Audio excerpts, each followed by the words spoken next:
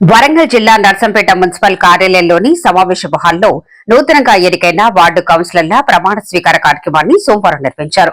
కౌన్సిలర్ల చేత నర్సంపేట ఆర్డీఓ ప్రమాణ స్వీకారం చేయించారు. ప్రమాణ స్వీకారం చేసిన కౌన్సిలర్లను మున్సిపల్ కమిషనర్, అధికారులు, సిబ్బంది శాల్వాతో ఘనంగా సన్మానించారు. కౌన్సిలర్లకు ధ్రువపత్రాలను అధికారులు అందజేశారు.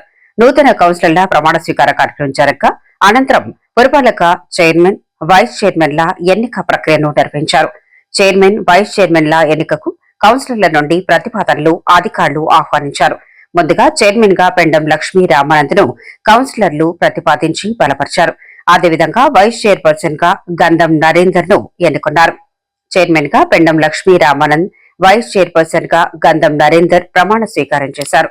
ఈ సందర్భంగా చైర్మన్ పెండం లక్ష్మీ రామానంద్ మాట్లాడుతూ, నర్సంపేట ఎమ్మెల్యే దొంతి మాధవరెడ్డికి చైర్మన్ గా నన్ను ఏకగ్రీవంగా ఎన్నుకున్నందుకు నా సహచరులైన కౌన్సిలర్లకు కృతజ్ఞతలు తెలుపుతున్నానన్నారు.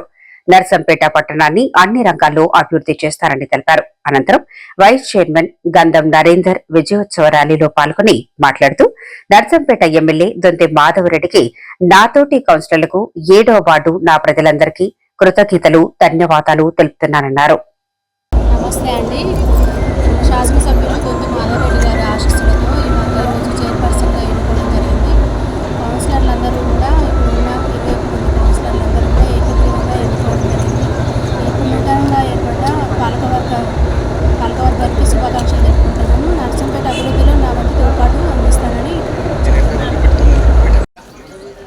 ఈరోజు మున్సిపల్ ఎన్నికల్లో చైర్మన్, వైస్ చైర్మన్ ఎన్నికల్లో భాగంగా నా మీద నమ్మకంతో గౌరవ శాసనసభ్యులు దొంతి మాధవరెడ్డి గారు ఈరోజు నన్ను వైస్ చైర్పర్సన్గా సూచించి ఏకగ్రీవంగా ఎన్నుకునే విధంగా చేసిన వారికి ప్రత్యేకమైన ధన్యవాదాలు.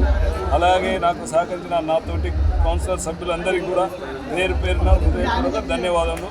Thank you.